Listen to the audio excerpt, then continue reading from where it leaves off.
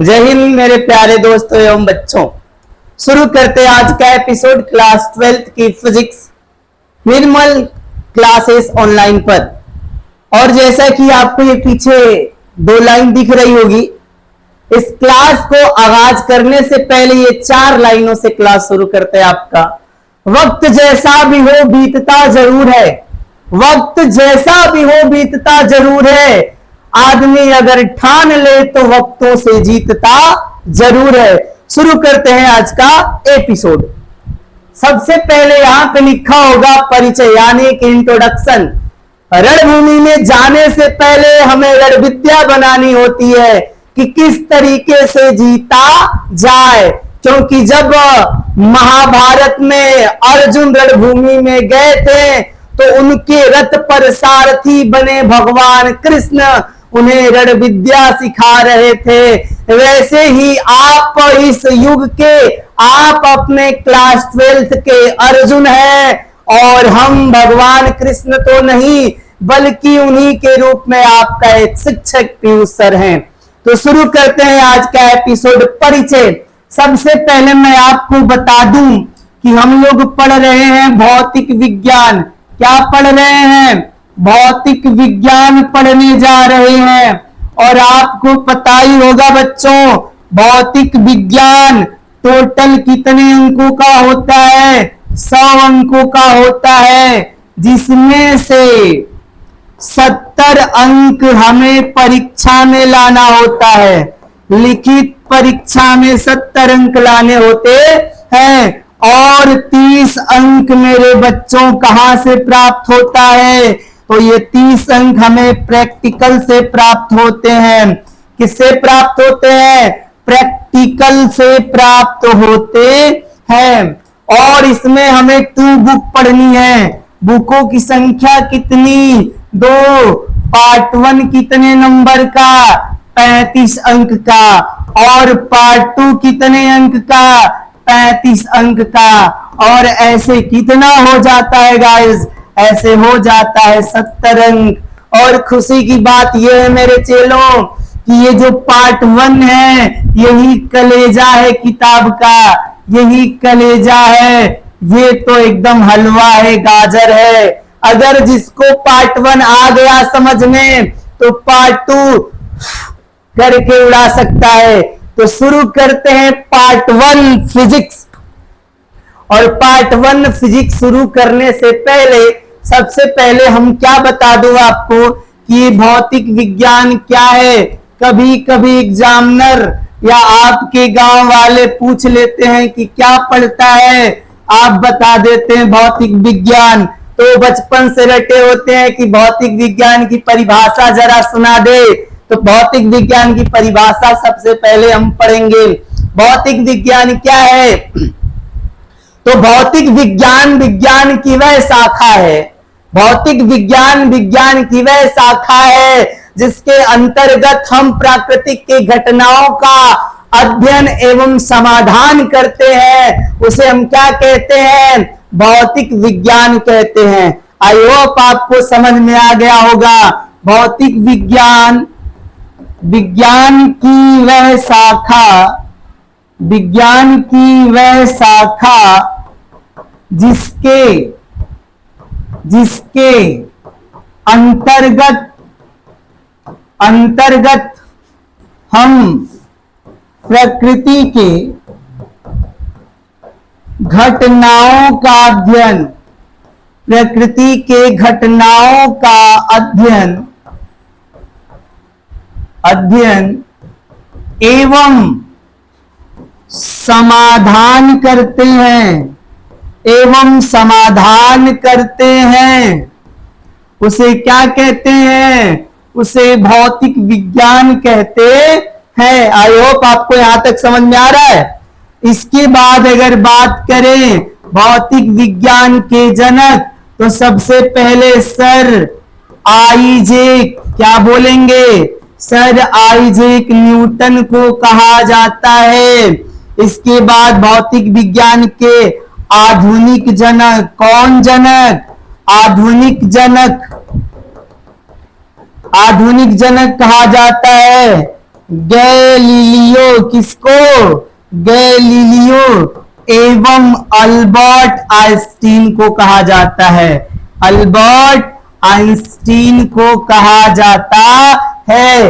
ये भौतिक विज्ञान का छोटा सा परिचय। इसी में हम पढ़ते हैं हवाई जहाज कैसे उड़ता है, ये सारे बल्ब कैसे चल रहे हैं, ये पीछे जो डिजिटल बोर्ड है कैसे चल रहा है, हमारे कंप्यूटर महोदय हमको कैसे दिखा रहे हैं, ये सारा जो घटना है ये भौतिक विज्ञान के अंतर्गत पढ़ा जाता है। इस बात को आप याद रखेंगे, स्मरण रखेंगे। आगे अगर हम बात करें आप सभी से, तो आपको दिख रहा होगा इलेक्ट्रिसिटी वैद्युत की क्या कहलाता है। तो यहाँ पे लिखेंगे भौतिक विज्ञान की वह शाखा, भौतिक विज्ञान की वह शाखा। क्या बच्चा लोग? भौतिक विज्ञान की वह शाखा जिसके अंतर्गत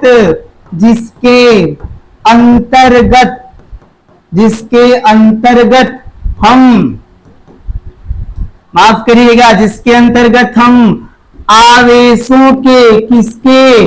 आवेशों के घटनाओं का अध्ययन करते हैं, आवेशों के घटनाओं का अध्ययन करते हैं, उसे हम क्या कहते हैं? उसे हम वैद्युतिकी कहते हैं, वैद्युतिकी कहते हैं या इलेक्ट्रिकी कहते हैं। भौतिक विज्ञान की वह शाखा जिसके अंतर्गत हम आवेशों की घटनाओं का अध्ययन करते हैं, उसे हम क्या कहेंगे? वैद्युतिकी कहेंगे। आवेशों का अध्ययन, आवेशों का घटना का मतलब क्या है? दो आवेशों को रोक के पढ़ेंगे तो चैप्टर नंबर 1 कंप्लीट, दो आवेशों को चला के पढ़ेंगे तो 2 और 3 कंप्लीट। तो इस तरीके से हम चैप्टरों को पढ़ेंगे। यहां तक आपको बातें समझ में आ गई होंगी कि भौतिकी क्या है। अब इसको पढ़ने के आधार पे 2 भागों में बांट दिया जाएगा। इलेक्ट्रिसिटी को पढ़ने के आधार पे कितने भागों में बांटा जाएगा? 2 भागों में बांट दिया जाएगा। पहला होगा स्थिर, क्या होगा? स्थिर वैद्युतिकी, स्थिर वैद्युतिकी बोले तो इलेक्ट्रोस्टैटिक्स, क्या बोलेंगे? स्थिर वैद्युतिकी, इलेक्ट्रोस्टैटिक्स। और दूसरा होता है गतिमान वैद्युतिकी, गतिमान वैद्युतिकी। इसको क्या बोलते हैं? Electrokinetic, electrokinetic. ये 2 चीज होते हैं। पहला होता है स्थिर वैद्युतिकी, इलेक्ट्रोस्टैटिक्स। दूसरा होता है गतिमान वैद्युतिकी, इलेक्ट्रोकाइनेटिक। अगर यहाँ पे देखें तो स्थिर का मतलब होता है रुका हुआ, क्या होता है? रुका हुआ।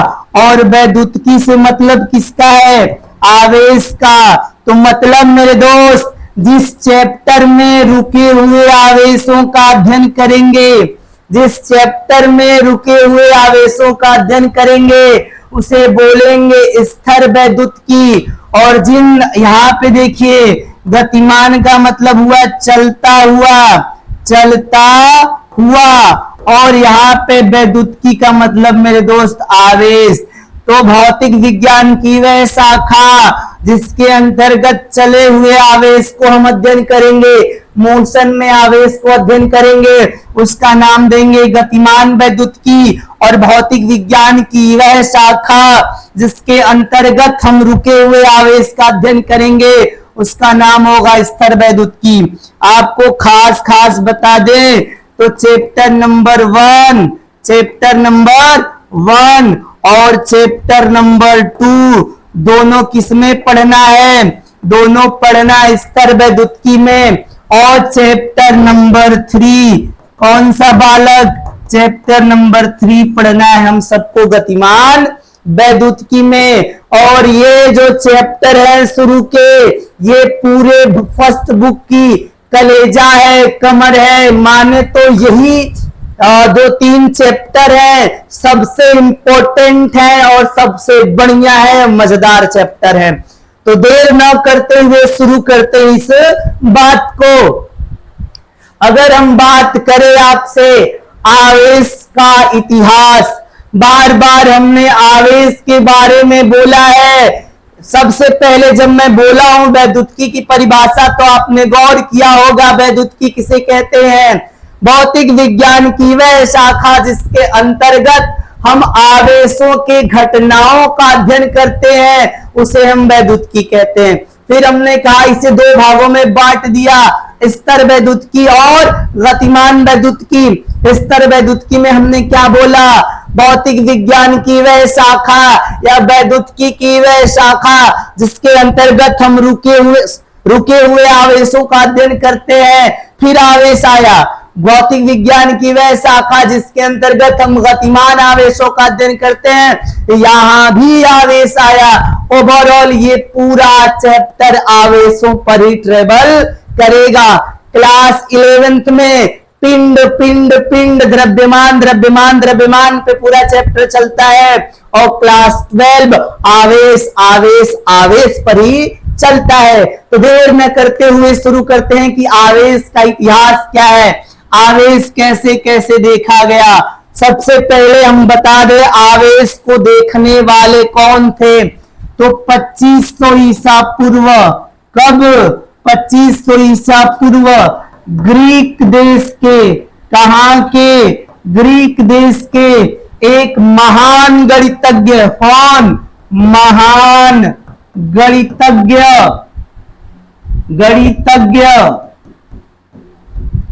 एवं दार्शनिक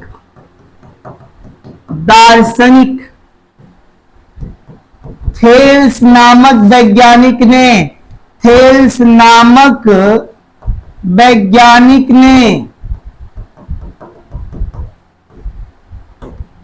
आवेश को देखा था। सबसे पहले आवेश को देखने वाले ग्रीक के, यानी कि इन्हें यूनानी भी कहा जाता है। थेल्स को क्या कहा जाता है, यूनान के भी कहा जाता है। कहीं न कहीं इनका रिलेशन यूनान से भी बताया जाता है, यूनान से भी क्या हुआ जाए, बताया जाता है। तो सबसे पहले इन्होंने आवेश को देखा था, है ना, याद रखिएगा। सबसे पहले आवेश को किसने देखा, थेल्स नामक महान गणितज्ञ एवं दार्शनिक, जिन्होंने ही आवेश को सर्वप्रथम देखा था। लेकिन इसका भी एक बहुत विजोड़ का एक और घटना है, सबसे सुंदर तरीके से बता दे तो अमेरिका के एक वैज्ञानिक, कहां के वैज्ञानिक, अमेरिका के एक वैज्ञानिक थे, उनका नाम था बेंजामिन फ्रैंकलिन। बताया जाता है कि वर्षा के समय में, कब बिटवा, वर्षा के समय में ये पतंग क्या उड़ा रहे थे, पतंग। अब आप बताइए, अगर कोई बच्चा, कोई वैज्ञानिक, कोई आदमी वर्षा के समय में पतंगे उड़ाता है तो कहीं न कहीं उन्हें हम पागल कहते हैं। और विश्व के जितने भी वैज्ञानिक हैं उन्हें क्या कहा जाता है, पागल ही कहा जाता है। छोटी सी अगर मैं आपको कहानी बताऊं तो ग्लाइडर जहाज बनाने वाला भी एक पागल ही था। बात को सीरियस मत लीजिएगा। पागल का तात्पर्य क्या है, ऐसा बताया जाता है कि जिसने जहाज बनाया ना, उसने एक चिड़िया को आकाश में उड़ते देखा, उनसे ये क्या हो गया, प्रेरित हो गया। और प्रेरित होकर वो चिड़िया को नोट किया कि चिड़िया दिन भर में क्या करती है। अब उसने ये देखा कि चिड़िया दिन भर में करती क्या है। चिड़िया पहले आई और क्या, कीड़े मकोड़े खाई और कीड़े मकोड़े खा के उड़ गई। इसको लगा कि यार चिड़िया जो उड़ती है ना वो कीड़ा मकोड़ा खाती है, तो उसको लगा कि अगर मैं किसी को कीड़ा मकोड़ा खिला दूंगा वो उड़ने लगेगा। अगले दिन झटाक से उसने कई कीड़े मकोड़े पकड़े और उसकी जो सर्वेंट आती थी, उसको जो खाना बनाती थी, उसको ये पिला दिया और बोला कि तू पी ले और तू उड़ने लगेगी। बेचारी उड़ी तो नहीं लेकिन उड़ गई, बेचारी उड़ी तो नहीं लेकिन उड़ गई। तो ऐसे क्या होते हैं, वैज्ञानिक होते हैं। कई वैज्ञानिकों तो इतना हद तक जाते हैं कि आगे बताया जाएगा वैज्ञानिकों के बारे में। फिलहाल ये क्या किए, पतंगे उड़ा रहे थे और पतंग में जो डोरी इन्होंने लगाई थी ये है बेंजामिन, खूबसूरत है। प्लीज लड़की आंख बंद कर ले। ये फ्रैंकलिन बेंजामिन है और ये जब पतंग उड़ा रहे थे तो क्या हुआ, बिजली का आंशिक हिस्सा इस पतंग पर आ टपका, पूरा नहीं, पूरा होता तो ये आवेश खत्म, ये भी खत्म और हम आपको पढ़ा भी नहीं होते। एक छोटा सा हिस्सा इस पे आ टपका और जैसे आ टपका तो इनको महसूस हुआ कि कुछ इनके बॉडी में, इनके हाथों में आया। किनके हाथों में, बेंजामिन फ्रैंकलिन के हाथों में कुछ आया और आने के बाद इन्होंने महसूस किया और इन्होंने आगे जाके कई एक्सपेरिमेंट किए। इन्होंने ही इनके नाम धनात्मक इलेक्ट्रॉन और प्रोटॉन, क्या नाम, इलेक्ट्रॉन प्रोटॉन नहीं, धनात्मक और ऋणावेश, इन्होंने ही नाम दिया। क्या हुआ कंप्यूटर महोदय, माफ करिएगा, इन्होंने ही, वैज्ञानिक बेंजामिन फ्रैंकलिन ने ही आवेश के दो नाम ऋणावेश और धनावेश रखा। तो ये आगे हम चर्चा करेंगे, लेकिन हम चर्चा ये कर रहे थे आवेश के इतिहास में। तो सर्वप्रथम किसने देखा, तो सर्वप्रथम चच्चा कुलाम थेल्स ने देखा। कब देखा, 2500 ईसा पूर्व। इसके बाद एक एक्सपेरिमेंट के द्वारा फ्रैंकलिन बेंजामिन या बेंजामिन फ्रैंकलिन ने बताया। इनके अगले कड़ी में कौन आते हैं, इनके अगले कड़ी में आते हैं,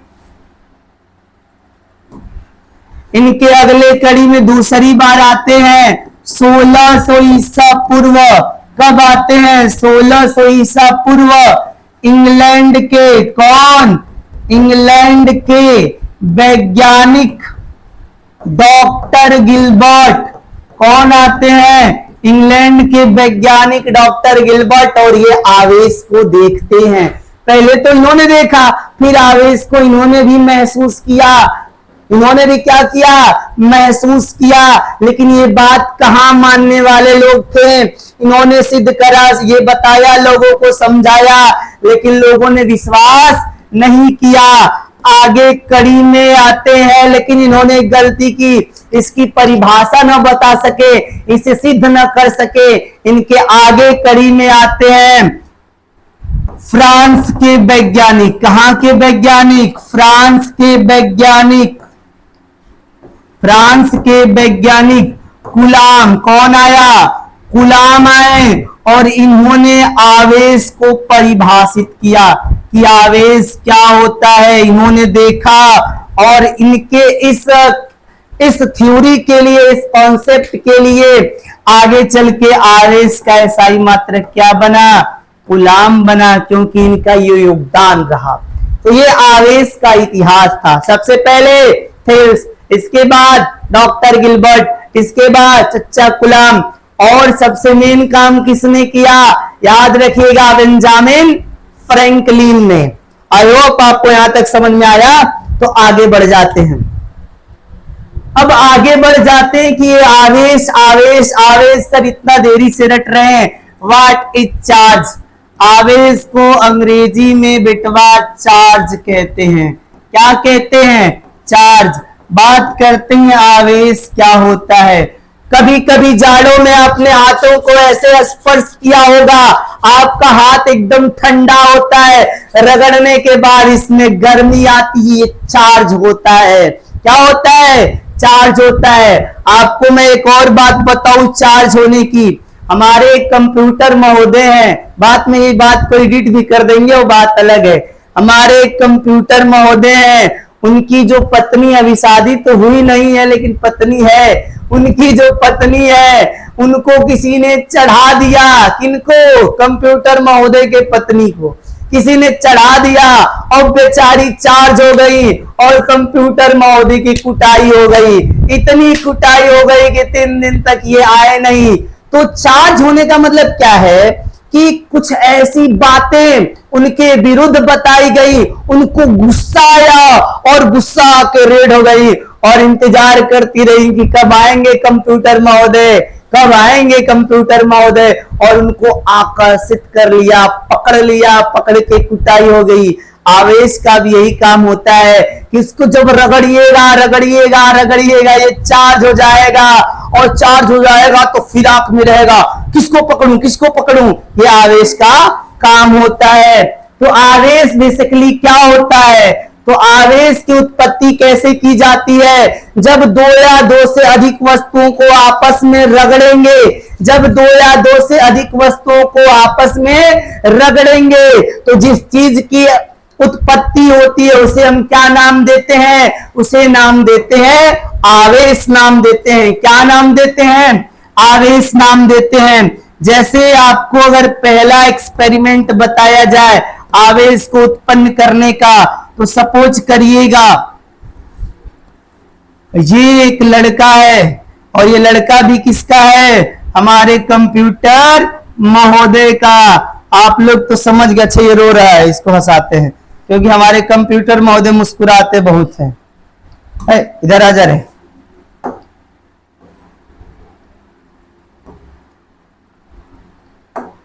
ये एक लड़का है, क्या है, एक लड़का है, इसकी ये बाल हैं और यहाँ पे कागज के छोटे छोटे टुकड़े, किसके टुकड़े, कागज के टुकड़े, और ये कंघी, ये कब मिली थी, ये उन्हीं के शादी में मिली थी, हमने चुरा लिया। ये कंघी है, क्या है, ये कंघी है, कंघी जिससे आप सज सवर के निकलते हैं, हमारे कंप्यूटर महोदय भी दिन में 5 बार निकलते हैं। ये कंघी, ये कागज, ये कंघी, ये कागज, और ये क्या, ये बाल। अब सबसे पहले क्या करना है, बिना इस कंघी को चुपचाप उठाना है और कागज के पास ले जाना है। कुछ नहीं हुआ, कुछ हुआ नहीं हुआ, आप देखिएगा घर पे एक्सपेरिमेंट करके, कुछ नहीं होगा।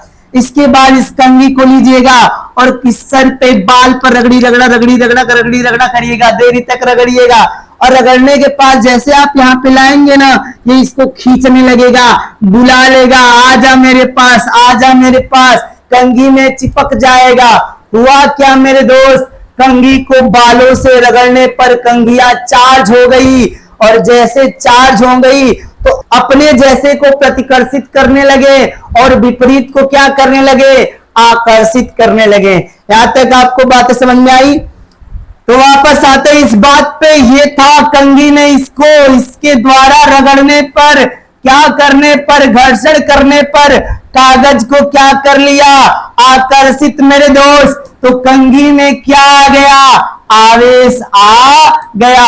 अगर मैं आगे बात बताऊं तो आपको एक कांच की छड़ लेनी है, किसकी छड़ लेनी है, कांच की छड़ लेनी है, और कांच के छड़ लेने के बाद आपको एक लेना है रेशम का कपड़ा, रेशम का कपड़ा लेना है, और रेशम का कपड़ा लेने के बाद आपको क्या करना है, फिर कागज का टुकड़ा लेना है, कागज का टुकड़ा। अब इसके बाद क्या करना है, इस कांच के छड़ को रेशम के कपड़े पे रगड़ना है, रगड़ते रगड़ते रगड़ते रगड़ते, कब तक, ऐसा नहीं कि कपड़ा फाट जाए तब तक, इसको रगड़िएगा रगड़िएगा, रगड़ने के बाद कागज के टुकड़ों के पास ले जाइएगा, तो ये क्या हो जाएगा, कागज को आकर्षित अथवा प्रतिकर्षित करने लगेगा। तो मेरे दोस्त बेसिकली क्या हुआ, इसमें आवेश आ गए, क्या आ गए, आवेश आ गए। ऐसे हमने क्या सीखा, आवेश की उत्पत्ति। आगे आप क्या लीजिएगा, एबोनाइट की छड़, एबोनाइट की छड़ बोले तो प्लास्टिक की छड़, प्लास्टिक का छड़ और ऊन का कपड़ा, और क्या लेंगे, ऊन का कपड़ा लेंगे, और इनको भी रगड़ी रगड़ा करने के बाद कहां ले जाएंगे, कागज के टुकड़ों के पास आकर्षित करने लगेगा। आप एक बैलून लीजिएगा, क्या लीजिएगा, बैलून लीजिएगा, मतलब गुब्बारा, उसको सर पे रगड़िएगा रगड़िएगा रगड़िएगा, रगड़ने के बाद कागज के टुकड़ों के पास ले जाएंगे तो वो उन्हें आकर्षित करेगा। ये सारा काम होने का एक ही कारण है, एक ही सॉल्यूशन है कि क्या हो गया सर, इसमें आवेश आ गया। क्या आ गया? आवेश। तो आई होप आप लोगों ने सीख लिया होगा कि आवेश की उत्पत्ति कैसे की जाती है। यस या नो? समझ में आया ना? अगर हम आगे बात करें, अब आती है आवेश की परिभाषा कि आवेश क्या होता है। तो सबसे बता दें, आवेश एक गुण है। जैसे मेरा गुण है पढ़ाना, एक मेरे बीएलओ का गुण है अलग वाला, वो मैं नहीं बताऊंगा सबके सामने। एक मेरे बीएलओ का स्पेशल गुण है और एक मेरे एडिटर साहब का भी स्पेशल गुण है। तो मतलब धरती पे जितने भी इंसान हैं सबके अंदर कुछ न कुछ गुण है। कोई पढ़ा अच्छा लेता है, कोई गा अच्छा लेता है, कोई कुछ चुरा अच्छा लेता है। मतलब दुनिया के जितने भी लोग हैं सब में गुण है। ये आवेश भी एक प्रकार का क्या है? गुण है। आवेश एक प्रकार का क्या है? गुण है। तो इसे बोलेंगे क्या? किसी पदार्थ का, क्या बोलेंगे? किसी पदार्थ का वैद्युत व चुंबकीय गुण। किसी पदार्थ का वैद्युत व चुंबकीय गुण जिसके कारण वह दूसरे पदार्थों को आकर्षित अथवा प्रतिकर्षित करता है। आकर्षित अथवा प्रतिकर्षित करता है।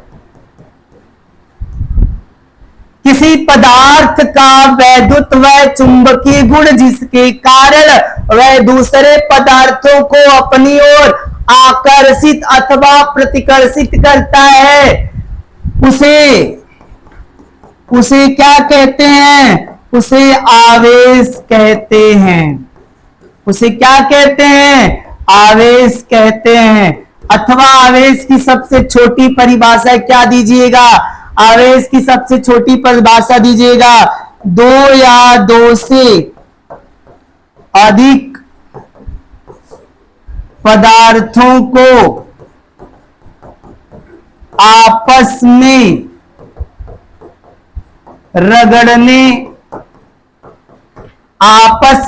रगड़ने पर जिसकी उत्पत्ति, क्या बेटवा? जिसकी उत्पत्ति होती है आवेश कहलाता है। जिसकी उत्पत्ति होती है उसे हम क्या कहते हैं? आवेश कहते हैं। आई होप आपको यहां तक समझ में आया होगा। तो आगे बढ़ते हैं। अब यहां पे और आपको मैं छोटी छोटी बातें बता दूं आवेश के बारे में। बेसिकली यहां पे एक फिर गड़बड़ हो गया आवेश का मात्रक, थोड़ी देरी से भूल जाइएगा। आवेश के बारे में छोटा छोटा नोट्स आपको मैं बता दूं। तो आवेश को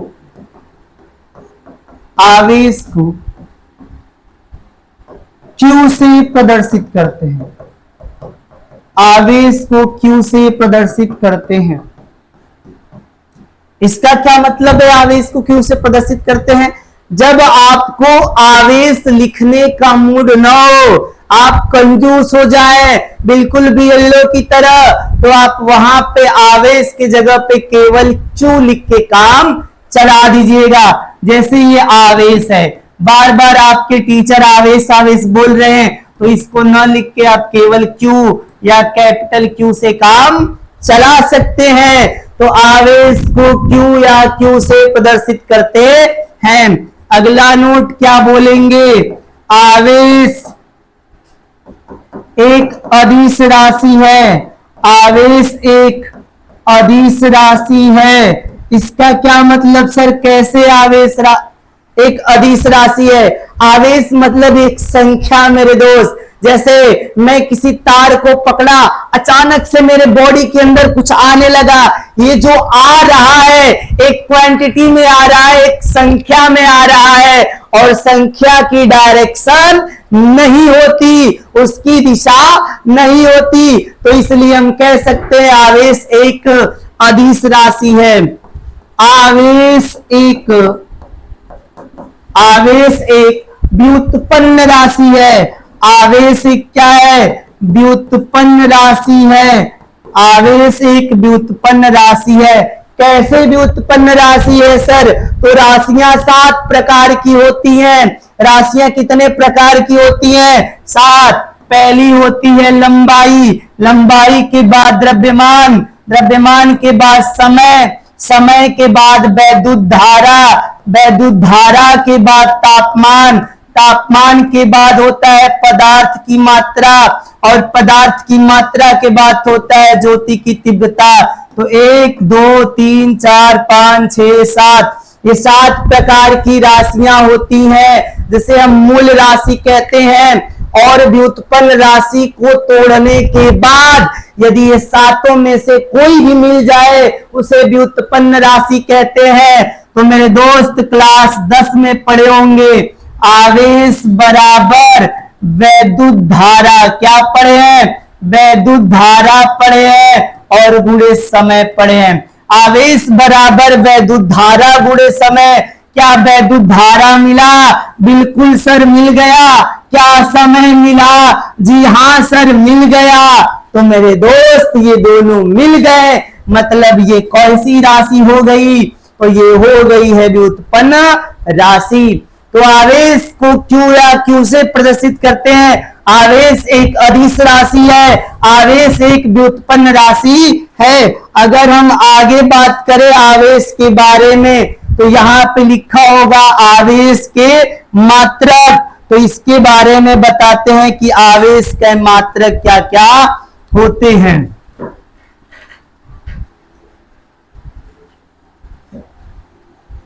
अब बारी है आवेश के मात्रकों के बारे में। तो सबसे पहले बता दें, आवेश के मात्रक में पहला स्थान किसका आता है? कूलाम चच्चा का आता है। आवेश का मात्रक क्या होता है?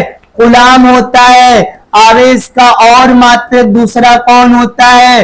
तो एम्पियर। क्या होता है? एम्पियर इंटू सेकेंड होता है।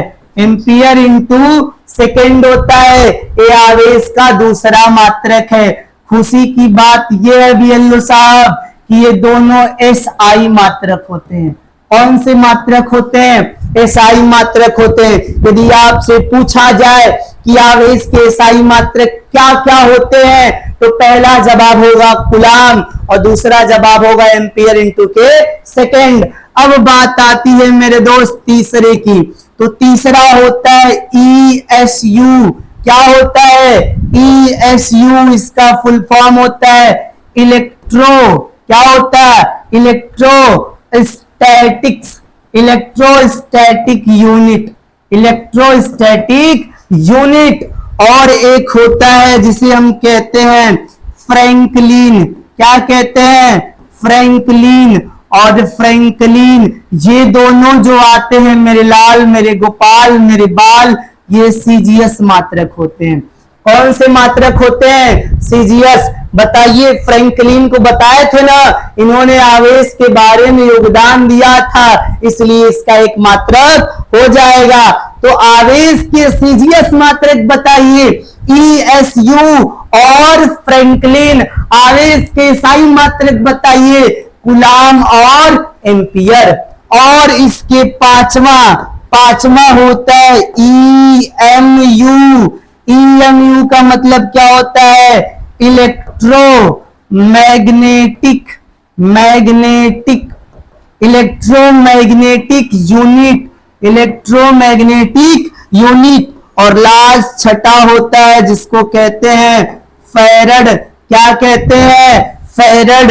ये किसी भी मात्रक में नहीं आते, ये किसी भी पद्धति में नहीं आते, लेकिन मात्रक होते हैं।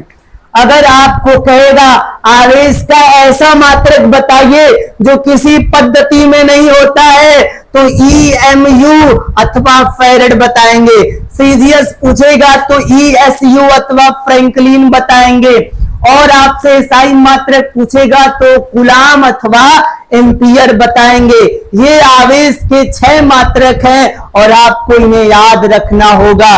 और यहाँ पर एक अच्छी सी बातें बताएं तो आवेश का सबसे बड़ा मात्रक और सबसे छोटा मात्रक कई बार परीक्षा में आपसे पूछ लेता है। आवेश का सबसे बड़ा मात्रक और आवेश का सबसे छोटा मात्रक बताइए।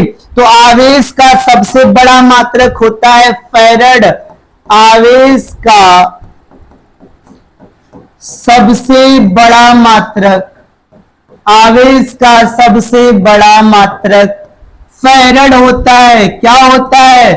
फैरड होता है। और 1 फैरड बराबर होता है 9000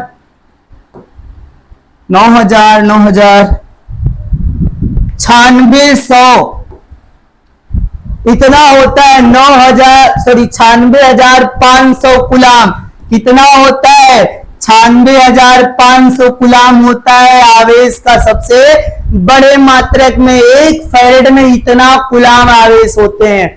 अगर आगे हम बात करें आवेश का सबसे छोटा मात्रक, आवेश का सबसे छोटा मात्रक, आवेश का सबसे छोटा मात्रक ESU होता है। क्या होता है? ESU होता है। और एक ESU बराबर क्या होता है बच्चा? 3 गुणा 10 की पावर -9 कूलाम होता है। इतना हो जाता है ESU में।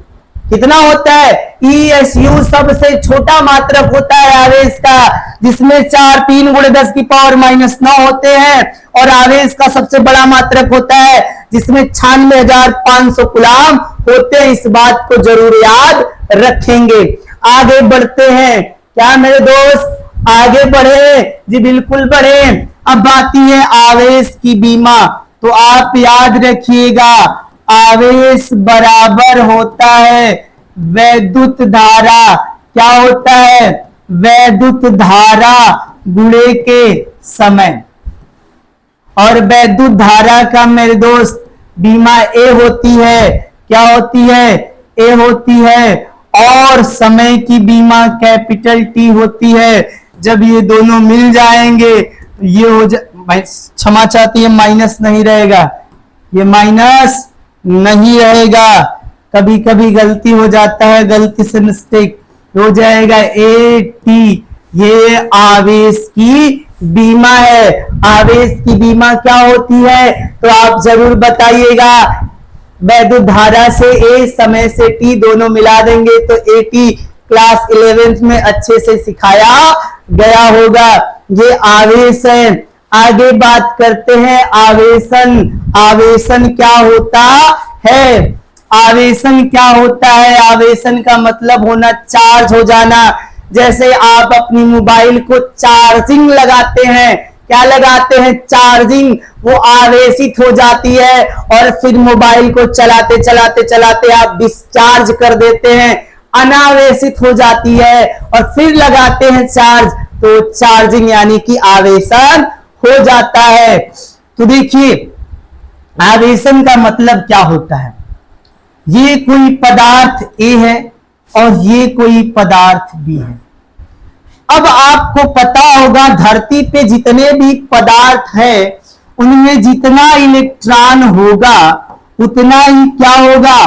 प्रोटॉन होगा। जितना इलेक्ट्रॉन होगा उतना ही क्या होगा?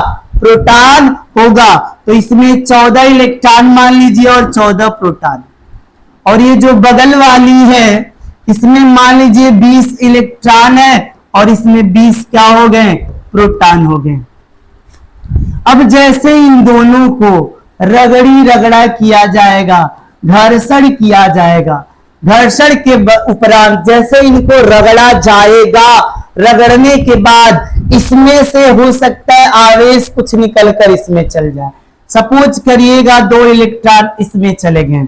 अब जैसे रगड़ने के बाद 2 इलेक्ट्रॉन इसमें चल गए तो फलस्वरूप 12 इलेक्ट्रॉन बचेंगे और यहाँ पे क्या होंगे, 14 प्रोटॉन बचेंगे। यहाँ पे 22 इलेक्ट्रॉन हो जाएंगे और 20 प्रोटॉन होंगे। ये कहेगा कि मेरे दो कहां चले गए मुझे छोड़ के, ये बेचारा अनबैलेंस हो जाएगा। क्या हो जाएगा, अनबैलेंस, और उसे ढूंढेगा कि आजा आजा आजा कहां चला गया, और ये हमेशा उन दोनों को ढूंढने के फिराक में रहेगा, जिसके कारण इसमें लेने की क्षमता, ग्राही क्षमता आ जाएगी। क्या आ जाएगी, ग्राही का गुण आ जाएगा।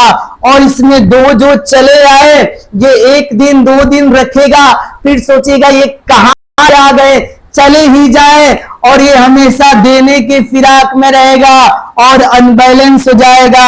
और इसमें दाता का गुण आ जाएगा। यह दाता और ग्राही का गुण आ जाना ही क्या कहलाता है, आवेशन कहलाता है। जब 2 या 2 से अधिक वस्तुओं को आपस में रगड़ा जाता है तो घर्षण के कारण एक पदार्थ से आवेश निकलकर दूसरे पदार्थ में चले जाते हैं, जिनके कारण उनके आवेश असंतुलित हो जाते हैं और वे वस्तुएं में दाता अथवा ग्राही का गुण आ जाता है। ये दाता या ग्राही का गुण आ जाना क्या कहलाता है, आवेशन कहलाता है। इस बात को आप नोट रखिएगा। अब बेटा लोग, आवेशन के कुछ प्रकार भी होते हैं। आवेशन के कितने प्रकार होते हैं, आवेशन 3 प्रकार से किया जाता है। पहला होता है घर्षण द्वारा आवेशन। क्या होता है, घर्षण द्वारा आवेशन। The charging by friction. आगे होता है प्रेरण द्वारा आवेशन। क्या होता है, प्रेरण द्वारा आवेशन। क्या बोलेंगे, प्रेरण द्वारा आवेशन। इसके बाद बोलेंगे चालन द्वारा आवेशन। क्या बोलेंगे, चालन द्वारा आवेशन। माफ करिएगा, न छूट गया सब में, चालन द्वारा आवेशन। तो यहाँ पे चालन आवेशन करने की 3 विधियां होती हैं। घर्षण द्वारा आवेशन, दूसरा होता है प्रेरण द्वारा आवेशन, तीसरा होता है चालन द्वारा आवेशन। तो आवेशन की कितनी विधियां, तो आवेशन की 3 विधियां। तो चलते हैं पहली विधि पर कि आवेशन की विधियां क्या होती है। और आवेशन को पढ़ाने से पहले सबसे पहले मैं आपको बता दूं कि आंखों में नींदें बहुत है मगर सोना नहीं है। आंखों में नींदें बहुत है मगर सोना नहीं है। यही वक्त है कुछ कर दिखाने का, इसे खोना नहीं है। इसी जोश व जुनून के साथ पढ़ते रहना है और दिखा देना है कि पापा मैं तेरा लाडला या लाडली अब की बार स्टेट में पहला रैंक लाके दिखाएंगे, कुछ करके दिखाएंगे। आपका जो मुझ पर विश्वास बना है उस पर खरा उतर कर दिखवाएंगे। और हम पढ़ रहे हैं घर्षण द्वारा आवेशन। घर्षण द्वारा आवेशन क्या होता है, वही जो इसके पहले एग्जाम्पल दिया हूं वही एग्जाम्पल इस पे हम लोग चिपका देंगे। क्या बोलेंगे, जब 2 या 2 से अधिक वस्तुओं को रगड़ा जाता है, रगड़ने के तत्पश्चात एक पदार्थ से आवेश निकलकर दूसरे पदार्थ में प्रवेश कर जाते हैं, जिनके कारण दोनों में आवेशों का अनबैलेंस हो जाते हैं या असंतुलित हो जाते हैं। और इसके कारण क्या होता है, एक में ग्राही का और दूसरे में दाता का गुण आ जाता है। ये ग्राही ये दाता का गुण आ जाना ही क्या कहलाता है मेरे दोस्त, घर्षण द्वारा आवेशन कहलाता है। सबसे पहले हम लोग फिगर बनाएंगे। यहाँ पे ये कोई वस्तु ए है, माफ करिएगा पदार्थ ये है, ये कोई बी है। इसमें मान लीजिए 10 इलेक्ट्रॉन, इसमें 10 ही प्रोटॉन होंगे, क्योंकि इलेक्ट्रॉनों प्रोटॉनों की संख्या सदैव बराबर होती है। इसमें होते हैं मान लीजिए 15 इलेक्ट्रॉन और इसमें मान लीजिए 15 प्रोटॉन। ये खुद से मान रहे हैं, इसका कोई कॉन्सेप्ट नहीं है। इसमें 10 इलेक्ट्रॉन और इसमें 10 प्रोटॉन मान लिए हैं। अब इनको हमने क्या करा दिया, घर्षण करा दिया, रगड़ दिया, और रगड़ने के बाद इसको उठाओ। रगड़ने के बाद क्या हो गया, इसमें से कुछ इलेक्ट्रॉन निकलकर इसमें चले गए, तो इसमें से 4 इलेक्ट्रॉन चले गए, और जैसे 4 इलेक्ट्रॉन जाएंगे तो यहां कितने बच जाएंगे, 6 इलेक्ट्रॉन, और प्रोटॉनों की संख्या तो वही रहेगी, जिसके कारण ये अनबैलेंस हो जाएंगे। यहाँ 4 गए, ये 19 इलेक्ट्रॉन हो गया, लेकिन प्रोटॉनों की संख्या तो 15 ही रहेगी, जिसके कारण ये अनबैलेंस हो गए। अब ये कहेगा मेरे कहाँ चले गए, आ जाओ, इसमें ग्राही का गुण हो जाएगा। किसका गुण आ जाएगा, ग्राही का गुण आ जाएगा। और इसमें कौन सा गुण आ जाएगा, ये कहां से चले आए, और इसमें दाता का गुण आ जाएगा। किसका गुण आ जाएगा बेटवा, दाता का गुण आ जाएगा। और ग्राही और दाता का गुण आ जाना ही क्या कहलाता है, आवेशन कहलाता है। क्या कहलाता है, आवेशन। तो यहां पे लिखेंगे स्टेटमेंट में, जब 2 या 2 से अधिक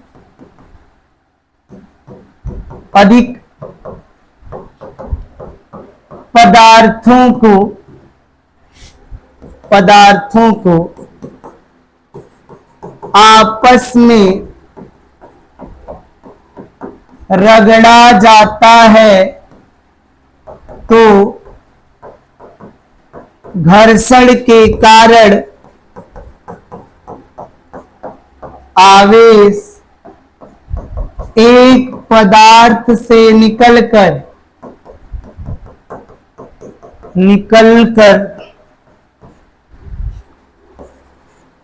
दूसरे पदार्थ में प्रवेश कर जाते हैं, जिससे दोनों पदार्थ असंतुलित हो जाते हैं,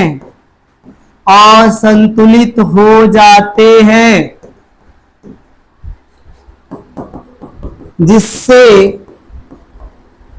आवेश निकला है वह ग्राही एवं जिसमें प्रवेश किया है वह दाता का गुण धारण कर लेता है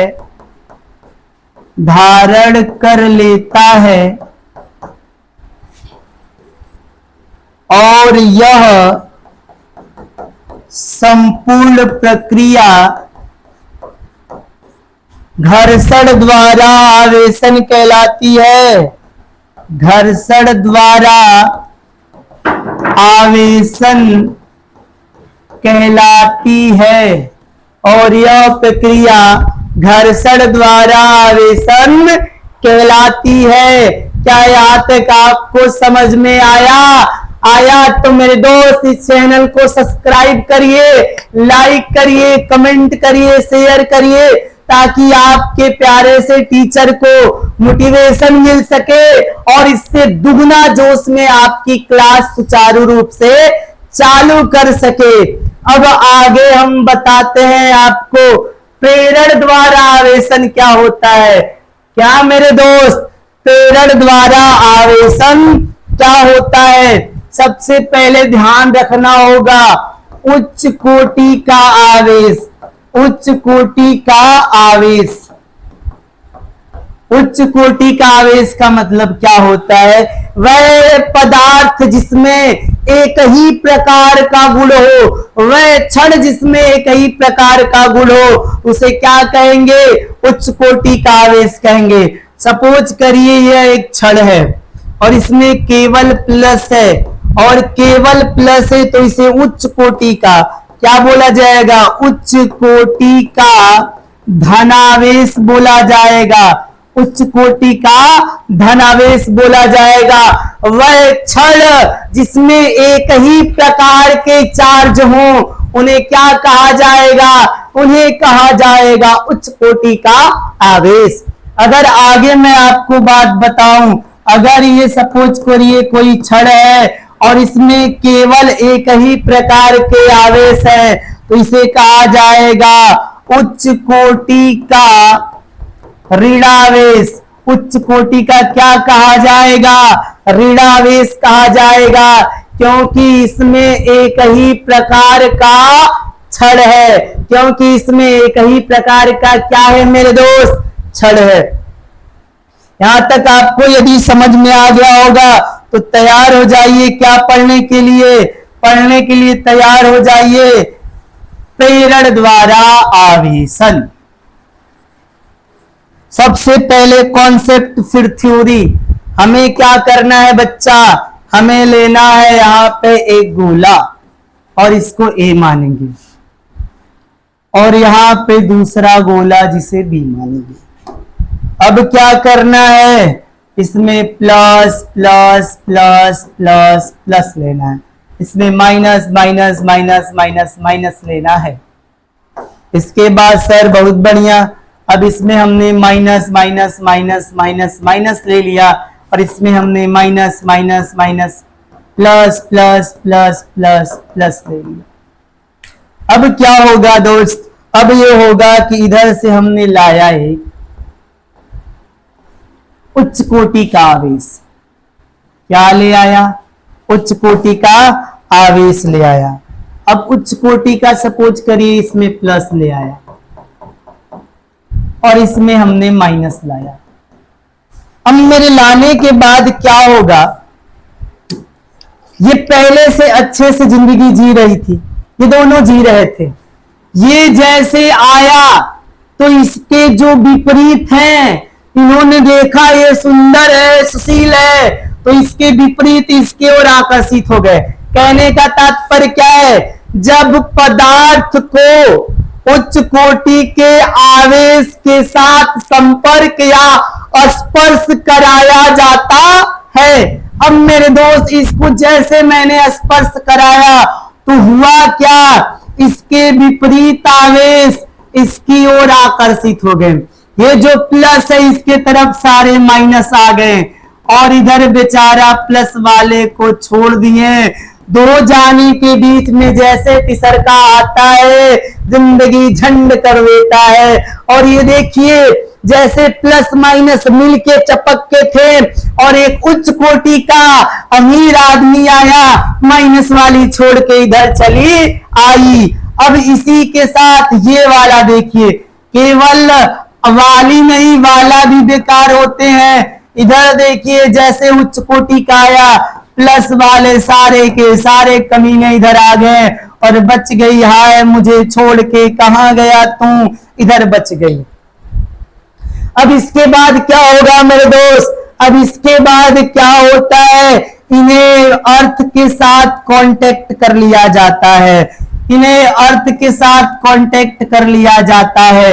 अब कांटेक्ट करने के बाद इस वाले छड़ को हटा दिया जाता है। अब इस वाले छड़ को जैसे हटाएंगे, ये वाला छड़ जैसे हटेगा, ये जैसे हटेगा रे लाल, फिर क्या होगा सर? ये हटते ही ये धरती माता प्लस को खींच लेंगी और इस गोले में केवल माइनस माइनस माइनस बच जाएगा। क्या बच जाएगा? माइनस माइनस बच जाएगा। और जैसे इसको हटाएंगे तो धरती माता इसे खींच लेंगी और इस गोले में प्लस प्लस प्लस बच जाएगा। ये चिल्लाएगा कि कहां गए मेरे माइनस, कहां गए मेरे माइनस। ये माइनस हमेशा जाने वाले होते हैं, इसलिए इसमें दाता का गुण आ जाएगा। इसमें कौन सा गुण आ जाएगा? दाता का गुण आ जाएगा। और प्लस कहीं नहीं जाते हैं, ये ग्रहण करते हैं, इनमें ग्राही का गुण आ जाएगा। ये ग्राही और दाता का गुण कब आया? किसी को प्रेरित करने पर। ये उच्च कोटि का आवेश ने प्रेरित किया है और इस घटना को हम क्या बोलते हैं? प्रेरण द्वारा आवेशन बोलते हैं। इस घटना का नाम क्या होगा? प्रेरण द्वारा आवेशन। आई होप आपको समझ में आया होगा। जब आप थ्योरी लिखिएगा तो फिगर को जरूर बनाइएगा। एग्जामिनर खुश होकर नंबर तो देगा ही देगा, मोबाइल नंबर भी देगा और कहेगा हमको तुमसे मीटिंग करनी है, ये 7 करोड़ इनाम तुम ले जाओ। याद करें, ये राशि केवल सुनने को ही मिलेगी। अब बात आती है इसकी थ्योरी लिखने की। थ्योरी कैसे लिखेंगे? तो इसमें लिखेंगे, जब पदार्थों के पास उच्च कोटि के आवेश को लाया जाता है। लिखेंगे, जब किसी पदार्थों के पास उच्च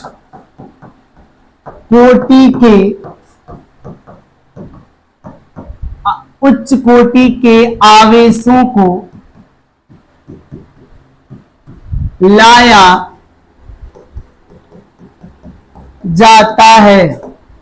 जब किसी पदार्थों के पास उच्च कोटि के आवेशों को लाया जाता है तो क्या होता है? उच्च कोटि के क्षण से प्रेरित होकर ये पदार्थों के आवेश विपरीत रूप से उसकी ओर आकर्षित हो जाते हैं। प्लस एक और हो जाते हैं और माइनस एक और हो जाते हैं। तत्पश्चात पदार्थों को पृथ्वी से जोड़ लिया जाता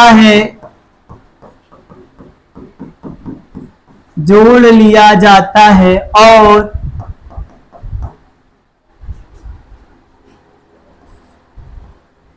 उच्च कोटि के आवेश को हटा दिया जाता है, जिसके कारण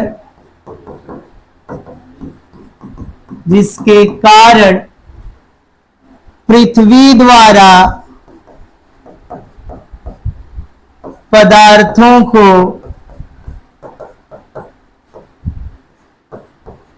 अनावेशित कर लिया जाता है। फलस्वरूप